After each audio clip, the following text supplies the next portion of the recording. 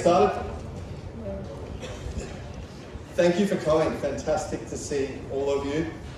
And I'm really excited to talk about the fact that hydrogen cars suck. You're driving around on a bomb, basically. No, joking. I'm not here to talk about that at all. But actually, one of these guys, or all of them, but one of them in particular has a fascinating story that I want to share with you that I didn't know about until today. Really interesting that he saw things happening decades before I did, or probably anyone else did, which is quite amazing. Thank you all for coming. Awesome to see you. Let's get into it. Our extra panel member will just pop on when he's ready. So we have here Bryce from The Driven. Great to have you. Do you want to tell everyone who you are? A bit about yourself, what you do? Nice to meet you again. Yes, I write for The Driven. It's sort of my side hustle in a way. I work as an EV transition consultant most of the time, so I do reports for councils and things for 10-year EV transition plans. We do things like the, what do you call it, the EV Ready Development Policy Advice for the ACT government recently that's starting to be adopted for New South Wales. And I'd also do one day a week as not public service, they pay me, but I enjoy it. Don't tell them I will do it without being paid. I work with Melbourne Uni part-time to support their Formula SAE race car build. So they build an electric car each year. So I really enjoy that, working with the final engineering students on that job. I've gotten sick, felt like throwing up in a Tesla Model 3. A race car would be an entirely different ballgame. That would be absolutely insane. We have a doctor here with us. He has 2 PhDs, and we all need to be nice to this guy because he's influencing EV policy. Thanks, Sam. And yeah, any medical issues, don't look at me. I faint at the sight of blood, so not that type of doctor. Jake Whitehead, I'm Head of Policy for the Electric Vehicle Council. For those of you who haven't heard of our council, we represent around 100 industry members. And our goal and our mission is to advance the uptake of electric vehicles in Australia. I've been working in the electric vehicle space for about the past decade across industry, government and academia. Thank you, mate. And Gavin, tell everyone about yourself, mate. G'day, my name's Gav. I work for an electricity provider, Ecotricity. It's a renewable electricity provider, and I churn out rubbish electric car reviews for a living. And I've been a bit of an electric car nut probably since this wacky electric car called the General Motors EV1 came out on the scene, and it blew my mind, and I thought, wow, why aren't all car makers doing this? And that spurred me to convert my own car to electric. Well, actually, after seeing that movie, Who Killed the Electric Car, that made me jump in the garage, rip the guts out of an old Mitsubishi and put an electric motor in. This is years before the Nissan Leaf even existed, so it was crazy times. You'd have to be an absolute idiot to do that, and I did. So that was the car that created the global conspiracy theory that General Motors were out to kill the electric car. Have you guys heard of that car, EV1? Yeah, it's a very interesting story. But what I find actually fascinating is the fact that you predicted EVs would happen in the 1990s. Tell us about that. How did you know that back then? That's a really good question. First of all, I've got to say, I don't know how you people are all so calm talking in front of strangers. It's like hundreds of people looking. So I'm clasping the microphone tightly. Yeah. Just imagine everyone in their underwear. You could have worn some. I just had a feeling, it's just the way things were going, and I can't quantify it. And with each passing year, it got more and more accurate. It just felt right. It felt simple. Maybe it's because as a kid, I used to take my electric toys apart, and you could see how they worked. Whereas combustion was a complicated mess. So simple. It's so simple. It works. The guy who's built that incredible boat jet ski thing, have you guys seen that? That thing's awesome. I want one of those. Really want one of those. And he said it has 5 parts. Like, what the hell, 5 parts? That's insane. That's incredible. Yeah, so isn't it interesting, guys, how the mainstream magazines, full of car magazines, Car Advice, Car Expert, Drive, all those publications, they didn't talk about EVs a few years ago. They barely talked about it. Now, it's like always, constantly, because that's what people are clicking on now. People want to know about EVs. It's totally changed in a few years. It's absolutely incredible. So we've got our panel member here. You're looking very nice, mate. Oh. Thank you very much. Mario, do you want to tell everyone about yourself? Yeah, look, thank you very much, and appreciate everyone coming out today. We're looking forward to this. So So my name is Mario Silvera. I'm the Corporate Partnership Sector Manager over at JetCharge, overseeing the commercial sector. There's a bit of background to the company. We've been around in the industry for 10 years now. 2013 was when we started. We're very grateful to say that we're the Australia's largest dedicated electric vehicle charging team. When I started 2 years ago with the company, there were 45 of us altogether, and now we've just clocked over 140. The funny thing is, the ironic thing is, it's probably not the best industry in to be turning a profit, given the uptake of EVs in the market, but we've got a vision, and that vision includes 3 pillars: the sustainability, the quality, the industry, getting involved, and working with everyone to achieve that. So just in simple terms, explain to everyone here what exactly your company does. Of course, thank you so much. Yes, so that is installing electric vehicle chargers at its simplest. It's working with commercial operators, residential, domestic installers, working with our clients, our partners, to install the chargers on the wall. And depending on your needs, requirements, whether it's a fast charger, rapid charger, ultra rapid charger, we do it all. Yeah, that's awesome, mate. Happening at an incredible pace. A lot of people are talking about this being a problem in Australia, but I'm seeing all the progress because I'm seeing all the people that are getting in on this happening really fast. Now, even though the topic of this is about what's the difference between a BEV, FEV, and a HEV, please put your hand up. It's okay, please put your hand up if you don't know the difference. Okay, all right. Most of you do. That's what I thought. Okay, thank you for doing that. Now, we're going to get Bryce to tell you that there's actually 5 different acronyms. 5, not 3, 5. Sorry about that. Even though, in my opinion, 4 of the 5 are irrelevant, we're going to talk about them. And he's going to talk about those 5, and then I'm going to just quickly explain a little bit. Okay, there are 3 on the list. Was the BEV, battery electric vehicle, and it's the simplest. That has the battery, that has the drive motor, and you use the battery to drive you along, and you use the motor as a generator to slow down to put some electricity back in the car. Nice and simple, but you need a big battery to get you decent range. The PHEV, PHEV, plug-in hybrid electric vehicle, so it's a hybrid of petrol or diesel and electric. It has a smaller battery, so they're a cheaper car to build and are an interim step in some ways. And they'll drive maybe 50 k's on battery and then swap over to the petrol. So that's your plug-in hybrid, and then so within the use cases of a plug-in hybrid, they're quite good if you drive around under 50 k's and occasionally go longer. If you always drive more than 50 k's and or don't bother charging it up, you may as well bought a smaller, more fuel-efficient petrol car. Third one. Can I just quickly drop? You can get plug-in hybrids with more range or less. There's some expensive Mercedes that have come out that will give you a grand total of about 7 kilometres of range with their plug-in hybrids. Or you can get a BYD in China and some other countries that'll give you 200 kilometres of range. There's a huge difference between different plug-in hybrids. Some of them, in my opinion, are bizarre waste, like the Mercedes, I don't get it. And some of them are actually pretty good, like that 200 kilometre range. That makes a little more sense. So I was being kind of what I was doing, but I won't go into that because some of them are called compliance cars. They were sold in America to purely get the credits for selling so-called green cars when they aren't. And the use case for a plug-in hybrid is very narrow. Overseas, where the market's more mature, like Norway, the plug-in hybrid's pretty much falling off a cliff in terms of sales, and it's more BEV. that's what Pardon?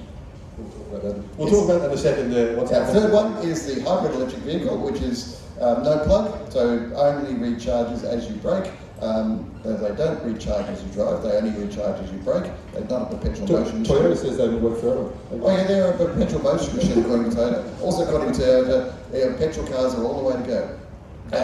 However, there's 2 more. We've missed them. There's the FCEV, fuel cell electric vehicle, better known as the hydrogen car. And that basically uses hydrogen in a chemical reaction to generate electricity, but they still have a battery. They're more like a plug-in, so they're more like a hybrid in some ways, because they need the battery to do hard acceleration and soaking up the energy from the motor, because you can't regenerate hydrogen. And then, very annoyingly, they've come up with one more, the plug-in fuel cell electric car. So it's a hydrogen fuel cell car with a plug, and Hyzon trucks are experimenting with that one. So whether we'll see much of those 2, maybe we'll talk more about that a bit sooner, a bit later. Why don't we just do that now? You know what? I can jump into it. Let's talk about. First, I want to go through you guys.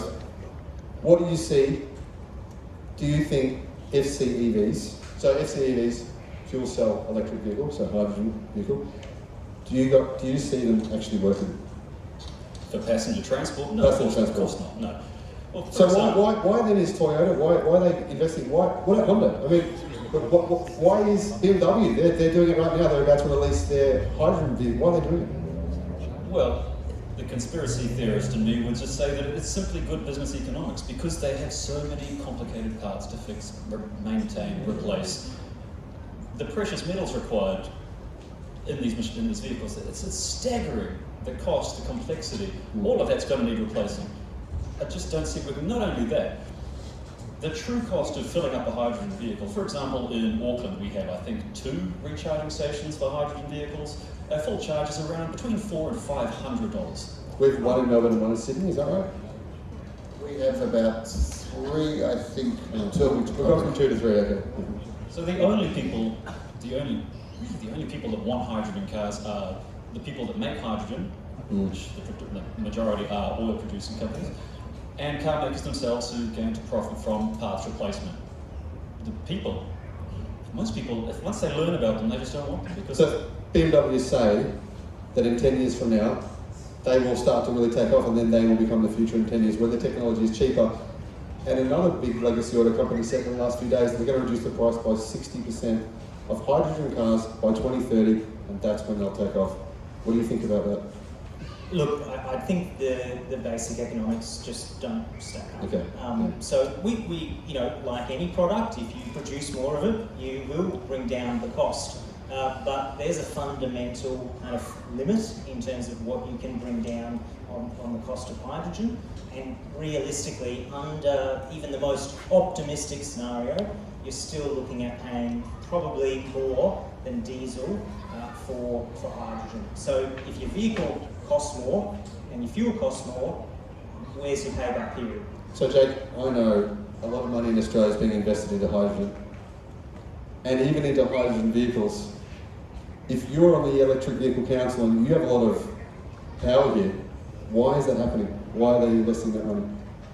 Renewable hydrogen may have a really important role in the future in terms of decarbonising our society. It just happens to not be in passenger transport, and we still don't really know about heavy vehicles. There may be an opportunity there, but there's a long way to go. So we're probably a decade away from really understanding if that's going to be a viable option. Mario, There's been a lot of money on the table, and I think that's distorted probably what some businesses are doing. Yeah, it's crazy. The amount of money that's been invested in hydrogen in other countries, I think, is distorted. I agree. Mario, what do you think? Conflicting messages, but I agree completely with what the team have said. Conflicting messages coming from abroad and to the investment companies is what I mean. I remember an old Taco Bell commercial on TV years ago. Why can't we have both? And that touches on what Jake was saying. Look, there's a place for hydrogen in aviation, long-distance trucking. There's room for electrolysation to be brought down to an affordable level. Personally, I wouldn't like to get on a plane that's powered by a battery, even if it is one that we can charge. But the other point, Sam, is that we talk about a 10-year goal. That's all well and good. That's something to look forward to. But we have electric vehicles now. We have infrastructure requirements. We have engine manufacturers, car manufacturers making electric vehicles now, and we can start moving towards that carbon net zero emission target. So that's my thoughts. Ross, you're going to say something. Yeah, I use the analogy of what happened at the start of the last century, the last transition of vehicles. We had 3 types of vehicles then, like we have the petrol, the electric and the hydrogen now. We have, at the start of the last century, we had petrol, we had external combustion, steam, and we had electric. And of those 3, you could move a petrol jerry can anywhere in the country and refuel. Electricity was confined to the small, or the biggest, I say, CBDs are the biggest cities in the world. Petrol one. And the steam, people got sick of waiting for 45 minutes before it started. I see hydrogen being the problem that electricity had last time. There is no way you can refuel a hydrogen car. It costs way too much in terms of the energy to create the hydrogen. I also have to use a start with 100 kilowatt hours of energy in renewable energy, electricity. To power an electric car, you'll use efficiently about 69 kilowatt hours, about 31 is lost. For a hydrogen car, if you just compress the hydrogen, go through a cycle, and get it to the car, you'll get 23 kilowatt hours worth of movement. If you liquefy it and get it in the tanker and take it to a remote place to do refueling, 19 kilowatt hours. The numbers just don't stack up. That's where the price of hydrogen comes out so badly. So I think we've concluded here, it's pretty safe to say hydrogen cars are not happening. So end of story, done. Because we've decided that that's it. So I think it's important to recognise what's going on. A lot of the viewers of, say, my channel, other YouTube channels, they say they believe plug-in hybrids are a big part of the future. So plug-in hybrid, of course, is you're basically running two different forms of propulsion. And the way I like to see it, even though it's not really totally true, this is obviously an EV, right? That's sort of, it's electric. Imagine adding a petrol motor to this thing, so I could use it longer. I'm making this into a plug-in hybrid. In my opinion, I think that's crazy, right? So that is probably why, maybe one of the reasons why in mature markets, plug-in hybrid market share is coming down. So in Germany, end of last year, correct me if I'm wrong, they removed subsidies for plug-in hybrids. And since then, sales of plug-in hybrids went down, of course. Right? They did remove subsidies to some degree of EVs, so it's not just the subsidies driving EV buying. In Norway, which you pointed out before, electric vehicle market share is at about 85%. Plug-ins are at about 9%, and It used to be about a third to a quarter, even half in the very early days. It's now, as you say, it's now down to, what was it, 9? yeah. So even a lot of electric vehicle fans still believe the plug-in hybrid will be by 2030 part of the future. I don't think that's true. And the simplest reason, in my opinion, for that is the plug-in hybrid is actually quite a complex vehicle. It's actually got two different drivetrains. You have essentially two different forms of propulsion, in a way. Some of them have two transmissions, some Mercedes, some cars. They're, in my opinion, a complication that isn't actually needed. Now, the biggest problem that I see with plug-in hybrids, guys, and I'm going to talk to you about this in a second, is people don't drive them as EVs. So the majority of plug-in hybrids are actually bought by companies. Then, the owners of them are just people who work for that business. They don't even charge them. They can't be bothered. So, in Germany and in Europe, they actually tested the plug-in hybrid fleet. They've done the range of tests. People are generally not using them as EVs. So they're just gas cars driving around with a battery that they're carrying around. Basically just carrying a battery around. So in most markets, the share of plug-in hybrid sales has gone down. Now, Toyota firmly believe that plug-in hybrids and hybrids are the future. Do you guys agree with me on that? Someone let me know. What do you think? I'll try not to laugh. What do you think? Look, I think we can probably all agree that the end goal here is an electric future, and the vast majority of vehicles being battery electric. So let me just stop you. Toyota say they're going to sell 10 million cars in 2030, and 8 million of those won't be electric. Do you think that's possible? Can they do that? Toyota sell a lot of vehicles to Sub-Saharan Africa, Southeast Asia, South America. There are other parts of the world that are taking this transition at a different pace to us. Now, that doesn't mean that we shouldn't be accelerating. Our goal at the Electric Vehicle Council is to accelerate that uptake, but we have to take into account that this is a global change, and those technologies like hybrids and plug-in hybrids will form a role in that transition. But we have to get to that end point, because we know to hit net zero, the only solution is getting rid of those emissions. Murray, what do you think? 2030, will we still be seeing a large percentage of gasoline-powered cars? Look, I'm sure we will. But look, I take a very practical, real-world approach to this, right? So it's all well and good to take note and watch what the really global transition towards electric vehicles are doing. But being involved in project delivery, charging infrastructure here in Australia, I care about how we use the vehicles and then what charging requirements we need. And so as a result, I do see exactly what you described, Sam. I mean, people buy a plug-in hybrid and then they just run down the petrol as opposed to charging the battery. When you give somebody an option to take the easy way out, well, of course they will. It's the human nature. Having said that, the public charging infrastructure right now, and this is not a diss to any work that our friendly competition are doing, isn't ready yet. So in very remote locations, areas where there isn't public infrastructure, a plug-in hybrid, I'm playing devil's advocate here, a plug-in hybrid might make sense for now, but not in the long term. So, Ross, you want to everyone here that you drove Yeah, I have driven Melbourne to Perth and back in a full Kona electric vehicle.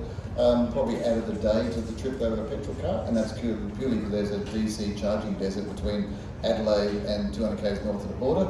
No offence to Eric, but I think the South Australian government doesn't realise anything north or west of Adelaide as far as their charging network's concerned. And it's not that hard, it's just, you can do it. The new Kona EV, by the way, has just come out. And I'm not a Spruker for I'll have that anyway. It's more range. Awesome. It's awesome. Yeah. Way better interior, bigger car. This is what we're going to keep seeing, right? Better models of electric cars coming out. Battery prices coming down this year, down 20% alone in China. That's going to affect the electric vehicle market. So plug-in hybrids are cheaper. Would you say, guys? Right now? Generally, they're cheaper. Generally. But as a result of the technology improvements, that won't be the case in a few years. Because in China, plug-in hybrids are not cheaper. And let's talk market share. What's market share?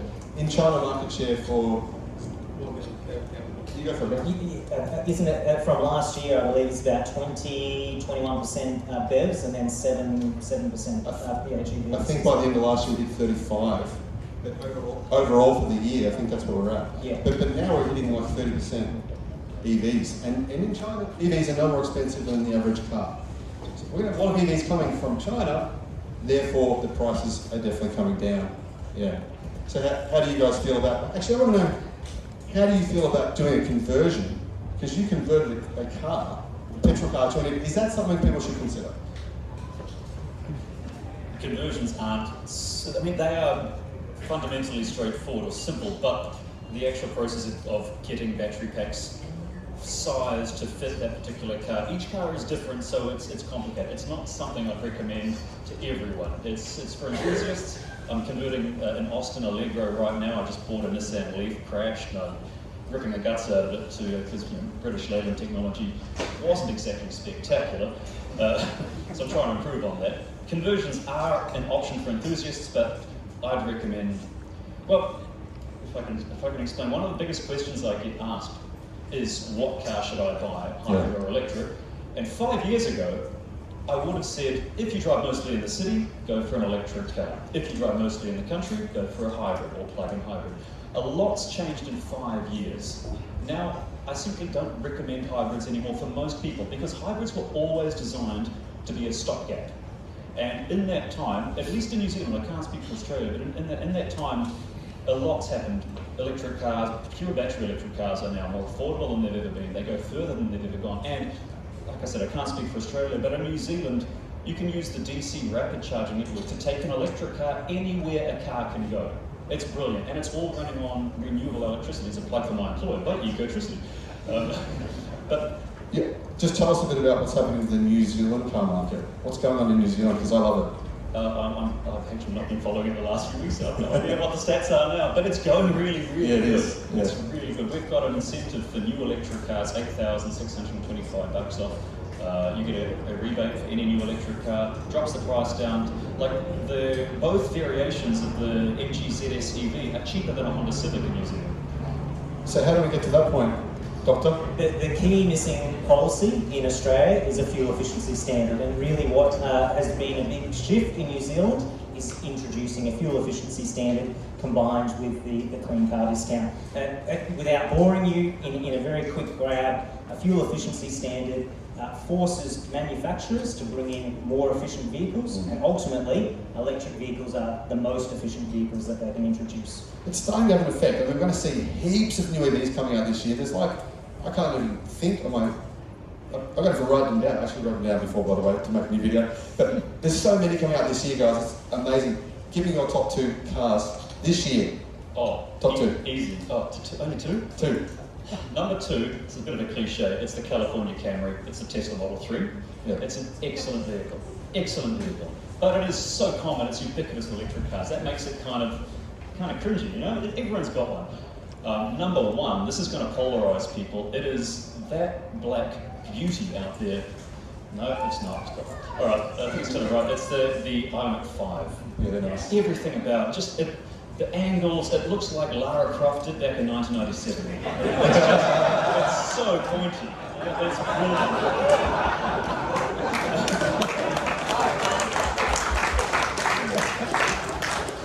so pointy. Okay, I love those two. Great. What about Yeah, you're not going to get a better response from me. What do you think? I represent all of the manufacturers, so unfortunately it's a boring answer for me. I think the good news is there are lots of really good models on the market now. Mario, we need a better answer than that one. We're about to take an equally diplomatic approach. We've got key partners, but so I'll say with bias, the car that I bought last December, a BYD, Atto 3, it's just such a great experience driving it, and that's completely my own opinion. Well, I've owned that one as well. It's a very good car. I do recommend it as well. Ross. I might go for 3 just to be problematic. Number 1 bang for buck will be the MG4 this year. Number 2. But what's the price? They're going to be around 45 to 50, but they will not give us a price. They won't tell us. They won't tell us. The key put the pressure is- on. Put the pressure on. They know what the price is. The reason they're not putting a price out is my guess. They're waiting for the new fuel efficiency standard to come out, and then they'll have incentives to bring the cars here, and then they can make the car a bit cheaper. So they won't give a price until they know what the economics are. Who here likes the MG4? Tell me, MG4? You know what? There's been some incredibly positive reviews for the MG4. I mean, Matt Watson from CarWow, best car he's driven the whole year. That dude's like a petrol head. Best car he's driven the whole year. That's a big change in the industry. And the second one will be the new Hyundai Kona coming out late this year. Yeah. That is really impressive.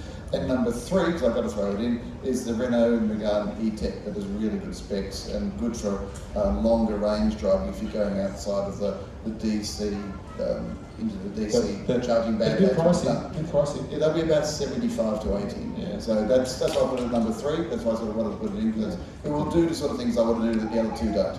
Guys, going to throw a couple of questions to the audience. Who would like to ask a question? Go for it, mate. To our good doctor, what's happening in Victoria with the policy about charging taxes on electric vehicles? Can you influence Yeah, that? that's disgraceful. Come on. Yeah, look, it is very disappointing Chris that, Vanderstok's got it. that policy was introduced. It was rushed in. There was no consultation. The Electric Vehicle Council has been very clear that we oppose taxing the very technology that we need to reduce emissions, to kick our dependency on foreign fuel, and to reduce the cost of transport for everyone. So there's a high court case ongoing at the moment.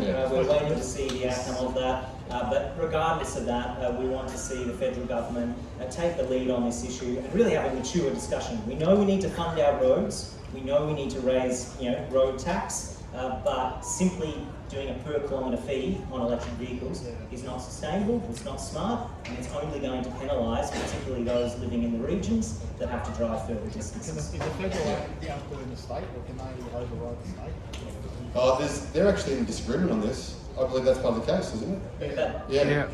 That's right. The federal government has actually sided with the plaintiffs, and Yeah. this is going to expand to be much broader than just the EV tax. Which is crazy. It's the same government against the same government. It's the constitutional issues that they're raising. Yeah, I think it's a terrible tax. Thank you for what you said. Great to have you agreeing with that and on board with this, because that's really going to be influential. Email your local member. If you're not from Melbourne, support us. Email a local member, just pretend you're from Melbourne. Just, you say, I'm from your electorate. This is a joke. So email your local member, because we have to get this repealed, because it's an embarrassment for Victoria, because it's people in America are talking about this. They're saying the world's worst EV tax. People in Europe are talking about this. The Victorian government does not want it. It will not listen. So that's where it's gone to the High Court. Yeah. Okay, let's end on a positive note. EVs this year. Don't worry about PHEVs. Don't worry about hybrids from Toyota. That's ancient technology. Electric cars are the future. Guys, fantastic to see you here. Thank you so much for coming. See you at the next show, whenever that is. In 5 minutes.